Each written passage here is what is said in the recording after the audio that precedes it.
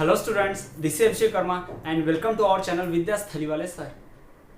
So students आज हम आपके लेकर आए क्लास 8 सीबीएसई एनसीईआरटी का सीरीज का 4th चैप्टर अंडरस्टैंडिंग लॉस का 4th वीडियो लेक्चर है। जी हाँ, इसके पहले इस चैप्टर अंडरस्टैंडिंग लॉस के हम 3 वीडियो लेक्चर्स ला चुके हैं, जिसमें हमने डिस्कस किया है कि लॉस सभी पर अप्लाई होते हैं या नहीं। फिर हमने डिस्कस किया कि लॉस सबके लिए सेम है या नहीं। ब्रिटिशर्स के जो लॉ थे, कॉलोनियल पीरियड में जो लॉ थे मुगल्स और ब्रिटिशर्स के समय, उनका नेचर कैसा था, आर्बिट्री नेचर, उसके बारे में हमने डिस्कस किया। और तो और हमने देखा कि सेडिशन एक्ट ऑफ 1870 क्या है। हमने ये भी इसके प्रीवियस वाले वीडियो में डिस्कस किया था कि सेडिशन एक्ट ऑफ 1870 जो है उसका कॉन्सिक्वेंसेस इफेक्ट क्या था, उसका क्या रिजल्ट निकला, ये सारा हमने पढ़ा था। और आज के इस वीडियो सीरीज में हम डिस्कस करेंगे कि हमारे यहाँ जो भी लॉ का इवोल्यूशन हुआ कॉलोनियल पीरियड से अब तक, उसमें इंडियंस का रोल क्या रहा है। और हम ये भी देखेंगे कि न्यू लॉज कैसे बनते हैं, how do new laws come about. तो इस सब के बारे में हम डिस्कस करेंगे। तो आज का वीडियो बहुत ज़्यादा अमेजिंग और इंटरेस्टिंग होगा, वीडियो के एंड तक बने रहिएगा। तो चलिए बिना किसी देरी के, हम समय गंवाए बिना आज की इस अमेजिंग वीडियो को हम शुरू करते हैं। सो स्टूडेंट्स, जैसा कि हमने देखा इसके पहले एक्ट ऑफ सेडिशन एक्ट है ना, जो सेडिशन एक्ट है 1870, एक्ट ऑफ सेडिशन या सेडिशन एक्ट ऑफ 1870, ये हमने देखा, ये हमने पढ़ा, जिसमें हमने पढ़ने मिलता है कि ब्रिटिशर्स ने एक लॉ बनाया कि अगर ब्रिटिश गवर्नमेंट का कोई अपोज करेगा तो उस पर्सन को जेल में डाल दिया जाएगा। इतना तो हमने पढ़ा, क्लियर है, ठीक। दूसरी बात कि उस लॉ को आर्बिट्री लॉ कहा गया, क्योंकि इससे इंडियंस का नुकसान होता था कि जो भी गवर्नमेंट का अपोज करेगा उसको जेल में डाल दिया जाएगा बिना किसी प्रॉपर ट्रायल के।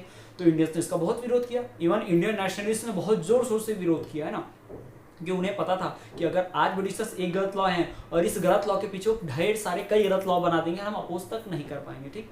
तो रूल ऑफ लॉ का इवोल्यूशन कैसे हुआ। पहले रूल ये था कि सबके लिए डिफरेंट डिफरेंट लगता था। पहले लॉ का रूल था कि वो इक्वली अप्लीकेबल नहीं होगा। मुगल के समय तो रूल जैसा कुछ था ही नहीं, जब चाहे तब चेंज कर लेते थे, है ना। ब्रिटिशर्स ने भी थोड़ा सा लॉ लाया, थोड़ा सा इंप्रूवमेंट किया, जब चाहे तब चेंज नहीं करते थे। वो लोग बिल लाते थे, पार्लियामेंट में बिल पास करते थे, और पार्लियामेंट में सारे ब्रिटिशर्स हैं, तो वही काम होता जो ब्रिटिशर्स की मर्जी थी, वो भी कोई करेक्ट नहीं था, ठीक।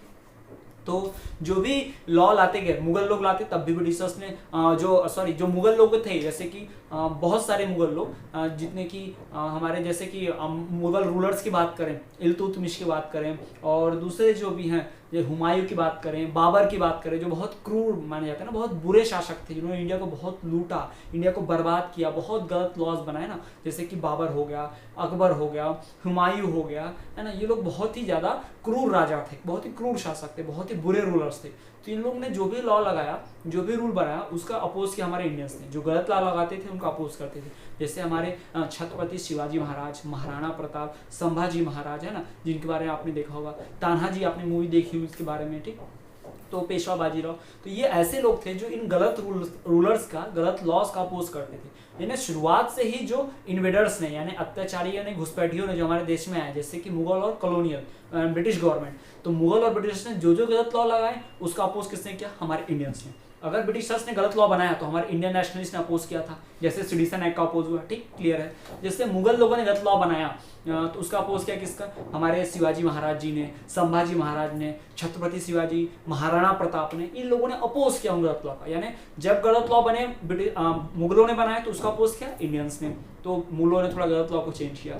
फिर ब्रिटिशर्स ने भी जो भी गलत काम किए उनका अपोज किया हमारे इंडियन राष्ट्रवादी नेता, जैसे कि गोपाल कृष्ण गोखले, है ना, लाला लाजपत राय, बिपिन चंद्र पाल, हमारे जितने भी लोग थे उन सब ने। आपने भगत सिंह की अगर मूवी देखी हो तो आपने भी देखा होगा कि भगत सिंह ने, जब उनको जेल में डाला जाता है तो जेल में कैदियों को अच्छा खाना नहीं मिलता था, है ना, उनको सही तरीके से बुक्स नहीं मिलती थी पढ़ने को, ना खाना मिलता था, उनके साथ जानवरों जैसा सलूक होता था। जबकि वही बाजू वाली उसी जेल में, बाजू वाले कमरे में कोई ब्रिटिशर कैद है तो उसको खाना मिलता है, बुक्स पढ़ने मिलती है, खेलने का टाइम मिलता है, अच्छे कपड़े मिलते हैं पहनने को, ये सारी चीज़ें होती थी। तो इस बात का अपोज किया था उन्होंने। तो जेल में हड़ताल की थी 55 डेज तक, बिना खाए पिए, जी हाँ, बिना खाना खाए, सिर्फ पानी पी के, बिना खाना खाए 55 डेज तक भगत सिंह, राजगुरु, सुखदेव, उनके पूरे साथी जिंदा रहे थे। जेल में हड़ताल की थी ब्रिटिशर्स से अपनी बात मनवाने के लिए कि ब्रिटिशर्स उस गलत लॉ को चेंज करें, इंडियंस को भी सेम फैसिलिटी दे जो ब्रिटिशर्स को मिलती है। और उनकी बात को मान भी लिया गया, ब्रिटिशर्स लोग हार गए आखिरकार, और उन्होंने मानना पड़ा उनके उस लॉ को, और उन्हें फॉलो करना पड़ा, और इंडियंस को क्या मिली, वो जो रूल ऑफ इक्वालिटी है वो मिली। यानी हम कह सकते हैं मुगल ने गलत लॉ लाया, उसको चेंज करने के लिए इंडियंस ने आवाज़ उठाई, ब्रिटिशर्स ने गलत लॉ लाया, उसको चेंज करने के लिए इंडियंस ने आवाज़ उठाई। तो हम कह सकते हैं कि जो भी रूल ऑफ लॉ है उसको इवोल्यूट करने में, उसको चेंज करने में धीरे धीरे आज जो हम देखते हैं सबके लिए इक्वल है, यहाँ तक पहुंचाने में किसका रोल रहा है? इंडियंस का। Indians played a major role in evolution of rule of law.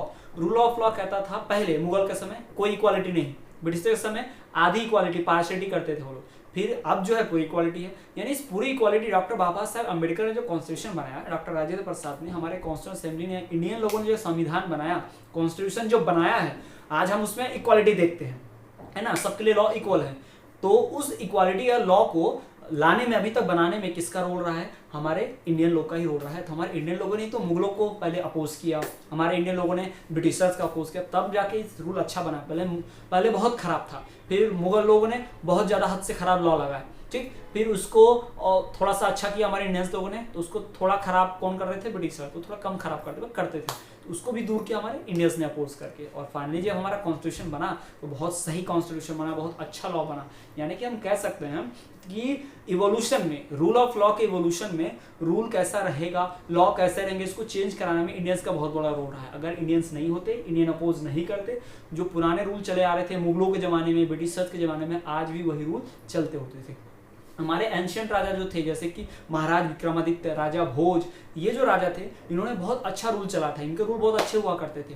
But बाहर से जो इस्लामिक कंट्रीज़ के, जैसे कि इन्वेडर्स, मुगल लोग आए हैं, तुर्क लोग आए हैं, है ना, इन लोगों ने, ब्रिटिशर्स आए, इन लोगों ने हमारे देश के रूल्स को पूरा खराब कर दिया, बहुत अत्याचारी रूल्स बनाए, हमारे लोग को सताते थे। ये लोग रूल करने नहीं, अत्याचार करने आए थे, हमारे देश को लूटने आए थे। आप लोग जानते हैं हमारे देश को गोल्डन बर्ड कहा जाता था, ये लोग लूटने आते थे पूरे देश को। हाँ बिल्कुल, तो इन लोगों ने लूटा हमारे देश को, ठीक, और इन्होंने सारे रूल्स गलत बना दिए। तो उन्हीं गलत रूल्स का अपोज किया हमारे इंडियंस ने, और आज हम एक अच्छे लॉ पे, इक्वालिटी वाले रूल पे, लॉ पे हम रूल कर रहे हैं, राज कर रहे हैं, हमारी कंट्री चल रही है। तो उसका क्रेडिट किसको जाता है? इंडियंस को ही जाता है। हमने आवाज़ उठानी होती तो मुगल्स वैसे के वैसे रहते, हमने आवाज़ उठानी होती तो ब्रिटिशर्स वैसे के वैसे रहते, आज भी हम गुलाम होते और वही गलत वाला रूल, आर्बिट्री लॉ हम पर चलाते रहते। बट ऐसा नहीं हुआ, हमारे ब्रिटिशर्स, हमारे इंडियंस ने ब्रिटिशर्स के खिलाफ पूरा अपोज किया, ठीक। तो क्रेडिट किसको जाता है? The role of Indians in evolution of rule of law में हम कह सकते हैं credit goes to Indians. Indians are responsible for the evolution of rule of law, ये हम कह सकते हैं। सबसे पहली बात तो ये क्लियर है ना कि क्रेडिट किसे जाता है भाई?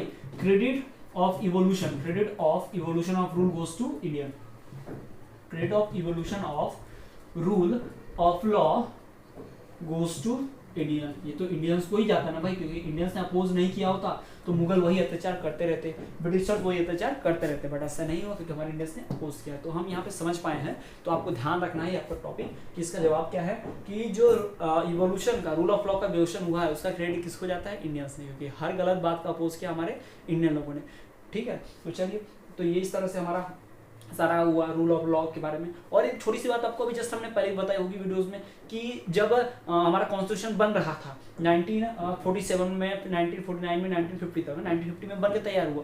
तो जब बन रहा था तो बाबा साहब अम्बेडकर भी अपोज कर रहे थे गलत लॉ का। कौन से लॉ का? सेकुलरिज्म का, है ना, कि आप हमारे कॉन्स्टिट्यूशन में, पंडित जवाहरलाल नेहरू हो गए और कुछ लीडर्स हो गए जो चाहते थे कि हमारे कॉन्स्टिट्यूशन में सेकुलरिज्म रहे, ठीक। बट बाबा साहब अम्बेडकर चाहते थे कि जब लोअर कास्ट वालों को रिजर्वेशन मिल रहा है, SC ST वालों को, हमें माइनॉरिटीज़ है वो उनका भला करना है, उनकी स्टेटस जो समाज में बहुत छोटा है, नीचे है, तो हमें उन्हें अगर सबके इक्वल लाना है तो हमें रिजर्वेशन देना पड़ेगा, उनको फायदा देना पड़ेगा। तो उन्होंने कहा कि दुनिया का कोई भी देश ऐसा नहीं है, किसी भी संविधान में कभी भी रिजर्वेशन और सेकुलरिज्म एक साथ होता है। क्योंकि अगर आप इक्वालिटी लाएंगे तो आप किसी को स्पेशल फायदा रिजर्वेशन नहीं दे सकते भाई। रिजर्वेशन मतलब क्या? एक स्पेशल कास्ट को थोड़ा सा फायदा पहुंचाया जाता है, ठीक। तो अपने यहाँ होता है। तो रिजर्वेशन है तो भाई सेकुलरिज्म कैसे ला दिया गया? और सेकुलरिज्म है तो आप रिजर्वेशन कैसे डाल सकते हैं? तो सेकुलरिज्म से ज़्यादा आवश्यकता थी रिजर्वेशन की। इससे बाबा साहब अम्बेडकर ने हमारे ओरिजिनल कॉन्स्टिट्यूशन में कभी भी सेकुलरिज्म वर्ड का इस्तेमाल नहीं किया, सोशलिस्ट वर्ड का इस्तेमाल नहीं किया। वो खिलाफ थे, उन्होंने आवाज़ उठाया गलत चीज़ के खिलाफ, गलत चीज़ करने जा रहे थे हमारे कुछ लीडर्स, जिसका अपोज किया किसने? बाबा साहब अम्बेडकर ने। बट बाबा साहब अम्बेडकर के जाने के बाद, उनकी मृत्यु के पश्चात उनके संविधान को चेंज किया गया। 1976 में डेमोक्रेसी को हटाकर लोकतंत्र की हत्या करके इमरजेंसी लगा के पूरे देश में, है ना, कि आपातकाल घोषित किया गया और जबरदस्ती कॉन्स्टिट्यूशन में सेकुलरिज्म और सोशलिस्ट वर्ड ऐड कर दिया गया। तो ये हमारे देश के संविधान के खिलाफ था, वो लोकतंत्र की हत्या थी। तो ये कुछ ऐसे भी हैं जो गलत लॉज हमारे समय में भी हुए हैं, तो हमें उसका अपोज करना होगा। जो भी गलत चीज़ अगर अभी होता है, पहले हुआ हो या आगे जो होगा, चाहे वो कोई भी गवर्नमेंट करे, अगर वो गलत है तो हमें उसका अपोज करना चाहिए। वो लॉ अगर आर्बिट्री है नेचर में, हमें नुकसान पहुंचाती है या पर्टिकुलर कम्युनिटी को नुकसान पहुंचाती है, तो हमें उसका अपोज करना चाहिए।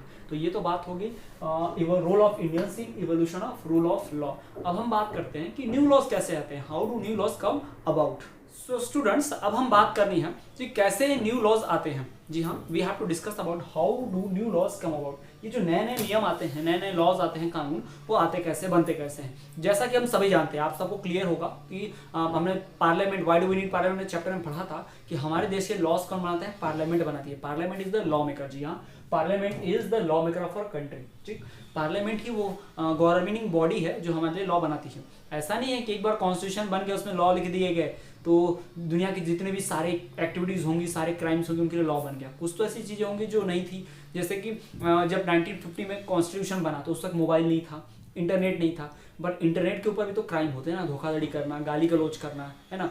तो ये गलत काम उस वक्त तो नहीं हो पाते थे क्योंकि इंटरनेट था नहीं, तो इसके बारे में किसी ने सोचा नहीं, तो उसका लॉ बना नहीं, तो नया लॉ ऐड कैसे होगा। हमारे कॉन्स्टिट्यूशन में क्या लिखा हुआ है कि अगर कोई न्यू लॉ ऐड करने की जरूरत है तो पार्लियामेंट कर सकता है। पुराने लॉ अगर जो गलत हो गए, जैसे इनकी जरूरत नहीं है, तो उनको हटाया भी जा सकता है। जैसे कि सती प्रथा वाला सिस्टम था पहले, है ना। सती प्रथा सिस्टम क्या था कि जो भी सती प्रथा करेगा, सती प्रथा मतलब पहले समय में क्या होता था, अगर कोई हस्बैंड की डेथ होती थी तो कुछ लोग क्या करते थे, वाइफ को फोर्स करते थे कि उस हस्बैंड के साथ ही जिंदा जल के मर जाए, यानी उसी के साथ सती हो जाए, जल जाए, मर जाए, उसकी लाइफ वहीं भी खत्म हो जानी चाहिए। बट ये गलत सिस्टम था, तो हमारे कॉन्स्टिट्यूशन मेकर्स ने इसको घोषित किया कि बैन रहेगा। ठीक, तो बाद में जब सती प्रथा खत्म हो गई तो इसकी जरूरत भी नहीं हम लोग को। यानी कुछ चीजें ऐसी होती हैं जो समय के साथ खत्म हो जाती है, जिसकी जरूरत ही नहीं पड़ती है, पुरानी हो जाती है। तो ओल्ड लॉ को क्या करना, रिन्यू करना, पुराना लॉ जो गलत है उसको थोड़ा सा चेंज करना, या कुछ नया टॉपिक जो आ गया जैसे कंप्यूटर मोबाइल से रिलेटेड क्राइम्स को ऐड करना, ये सब कॉन्स्टिट्यूशन में होता है। ये कौन करता है, पार्लियामेंट करती है। यानी पुराने लॉज को हटाना, न्यू लॉज को रिप्लेस करना, है ना, न्यू लॉज ऐड करना और एडिट करना, ये सब काम कौन करता है, कॉन्स्टिट्यूशन करता है। कॉन्स्टिट्यूशन पार्लियामेंट करता है, parliament is the law maker. और पार्लियामेंट में कौन रहता है, पीपल के रिप्रेजेंटेटिव रहते हैं, हमारे द्वारा चुने गए नेता। अब नेता लोग कैसे लॉ बनाते हैं, आपने देखा होगा अक्सर कि जब चुनाव होता है तो चुनाव के वक्त नेता लोग अपना ऐसा घोषणा पत्र रखते हैं फॉर्म पे, जिसमें लिखा रखते हैं कि हम चुनाव जीत गए तो सबको 10-10 लाख रुपए मिलेंगे, हम चुनाव जीत गए तो नौकरी मिलेगी, हर घर में बिजली रहेगी, है ना, एक एक घर में 4-4 नल लगे, 4-4 नल से पानी आएगा। ऐसा बहुत सारे लोग घोषणा करते रहते हैं, नेता लोग फेंकते रहते हैं। ठीक, तो बट कुछ लोग होते हैं सीरियसली जो अपनी बातों को फॉलो भी करते हैं कि हम अगर चुनाव जीत गए तो ये काम करेंगे, हम अगर चुनाव जीत गए तो देश में इतने रोड बनवा देंगे, सड़कें बनवा देंगे आपके शहरों में, गाँव में। ठीक, ऐसा होता है। तो लोग क्या करते हैं, चुनाव के समय अपनी फेवरेट पार्टी को जिता देते हैं। वो जीतने के बाद क्या करते हैं, वो नेता पार्लियामेंट में जाते हैं, डिस्कशन करते हैं, लॉज बनाते हैं कि भाई ये लॉ बनना चाहिए, इस गांव में रोड नहीं है, वहाँ रोड बनेगा, वहाँ रोड बनाने का लॉ बना दो। तो लॉ बन जाता है, डिस्कस किया जाता है। जैसे इसके पहले लॉ था कि जम्मू कश्मीर जो है हमारे इंडिया का पार्ट होकर भी पार्ट नहीं था, आर्टिकल 370 था। आर्टिकल 370 क्या होता है कि जम्मू कश्मीर का अपना खुद का कॉन्स्टिट्यूशन होगा, यानी जम्मू कश्मीर इंडिया का पार्ट तो है लेकिन वो अपने रूल्स के हिसाब से चलेगा। तो एक देश में दो तरह के रूल कैसे हो सकते हैं। तो इसके पहले जो पार्टी थी BJP party, Bharatiya Janata party, उन्होंने अपने पीपल से वादा किया था कि वो आर्टिकल 370 हटाएंगे, यानी जम्मू कश्मीर को पूरी तरह से इंडिया में मर्ज करेंगे और जो भी रूल इंडिया में चलता है वही जम्मू कश्मीर में फॉलो होगा। यानी जम्मू कश्मीर जो होगा हमारे देश का मेन पार्ट हो जाएगा, इंटीग्रल हो जाएगा, जिसको कभी अलग नहीं किया जा सकता। सारा सिस्टम वही होगा जो जम्मू कश्मीर में होगा। बाद में बीजेपी चुनाव जीती 2050 में, 5 साल में, तो वो 5 साल में उन्होंने वो काम नहीं किया। फिर अगली बार 2019 में इलेक्शन हुआ, उस समय बीजेपी जीती। फिर 2019 में उन्होंने क्या किया, 5 अगस्त को उस सिस्टम को चेंज किया कि उन्होंने 370 आर्टिकल हटा दिया। यानी उन्होंने अपने वोटर से जो वादा किया था उसको पूरा किया। ठीक, अपने राम मंदिर भी उन्होंने वादा रखा था कि राम मंदिर का भी निर्माण कराया जाएगा, तो अभी राम मंदिर का भी निर्माण हो गया। यानी जो पॉलिटिकल पार्टीज वादा करती हैं, नेता लोग जो वादा करते हैं कि हम चुनाव जीते तो ये लॉज बनाएंगे, वही लॉ बनते हैं। यानी जो लॉज बन रहे हैं इनडायरेक्टली किसके कहने पे बन रहे हैं, पीपल के कहने पे बन रहे हैं। कौन बना रहा है, पीपल के द्वारा चुने गए representative MP member of parliament बना रहे हैं। कहां पर बना रहे हैं, तो पार्लियामेंट में बना रहे हैं बैठकर। तो समझ में आ गया आपको कि लॉ कैसे आते हैं। लॉ कैसे आते हैं, तो पार्लियामेंट वाले लॉ बनाते हैं। पार्लियामेंट में कौन रहता है, पीपल के रिप्रेजेंटेटिव्स रहते हैं। और वो पीपल के रिप्रेजेंटेटिव्स कैसे लॉ बनाते हैं, जो पीपल की डिमांड होती है। हमारी डिमांड थी राम मंदिर बनाओ, बना। हमारी डिमांड थी 370 आर्टिकल हटाओ, हटा। हमारी डिमांड थी रोड बनने चाहिए, बने। हमारी डिमांड थी इंडिया डिजिटल होना चाहिए, न्यू इंडिया फॉर्म होना चाहिए, स्मार्ट इंडिया होना चाहिए, हो रहा है ना। तो ये सारी चीजें जो धीरे धीरे हम डिमांड करते हैं वो हमारी गवर्नमेंट करती है। और अगर कोई गवर्नमेंट नहीं करती है तो हम उसको चुनाव में हरा देते हैं, फिर नई गवर्नमेंट आती है, फिर उससे हम ये काम करवाते हैं। यानी जो भी गवर्नमेंट फॉर्म होगी जो भी पीपल के रिप्रेजेंटेटिव चुने जाएंगे वो पार्लियामेंट में जाएंगे और लॉज बनाएंगे। उनका काम सिर्फ लॉ बनाना नहीं है, वो नए लॉ बनाते हैं, पुराने लॉ हटाते हैं और किसी लॉ को थोड़ा सा चेंज करना है। लॉ वही रहेंगे, उसमें थोड़ा सा चेंजेस करने हैं तो वो भी करेंगे। तो ये सब किसका काम होता है? पार्लियामेंट का, पीपल के रिप्रेजेंटेटिव्स का। तो इस तरह से न्यू लॉज आते हैं। और इसके पहले भी हम डिस्कस कर चुके हैं आपसे कि लॉ बनाने के लिए क्या पड़ता है। मेंबर ऑफ पार्लियामेंट को पार्लियामेंट में एक बिल लाना होता है, नोटिस देना होता है, उसके ऊपर डिस्कशन होता है कि लॉ की सारी गलतियां निकालते हैं। जब सारी गलतियां निकल जाएंगी यानी सबको लगेगा चलिए भाई ये लॉ अच्छा है, ऐसा होना चाहिए, लॉ ऐसा नियम बनना चाहिए, तो लॉ बन जाता है। फिर उसको पास कर दिया जाता है, सुप्रीम कोर्ट उसको देखता है, फिर उसके ऊपर सिग्नेचर हो जाता है, प्रेसिडेंट साइन कर देता है, सारे मेंबर साइन कर देते हैं कि हाँ ठीक है भाई अब साइन हो गया है, लॉ हमको सही दिख रहा है, अब इसको बना देना चाहिए, इसको लॉ बना दो, ये सबके लिए लागू होगा। तो इस तरह से ऑर्डर आ जाता है कि ठीक है लॉ बन गया। तो this is how new laws form, this is how do new laws come to about. ठीक, तो ये आपको आई होप क्लियर हो गया होगा कि कैसे न्यू लॉज आते हैं। सो स्टूडेंट्स, आज के इस वीडियो लेक्चर हमने बात की कि हमारे इंडियन पीपल का क्या रोल था लॉ के इवोल्यूशन में। जी हाँ, role of Indian people in the evolution of rule of law. उसके बाद हमने डिस्कस किया कि जो न्यू लॉज हैं वो कैसे आते हैं, how do new laws come about, इसके बारे में हम डिस्कस किया। तो आज के वीडियो लेक्चर में इतना ही। आई होप ये वीडियो लेक्चर आपको पसंद आया होगा। वीडियो को लाइक कीजिए, अपने फ्रेंड के साथ ज़्यादा से ज़्यादा शेयर कीजिए। यदि आपको कोई डाउट है तो आप कमेंट कर दीजिए, हम आपके डाउट दूर करने की पूरी कोशिश करेंगे। तो चलिए इसी तरह बने रहिए हमारे चैनल पर और देखते रहिए विद्यास्थली वाले सर।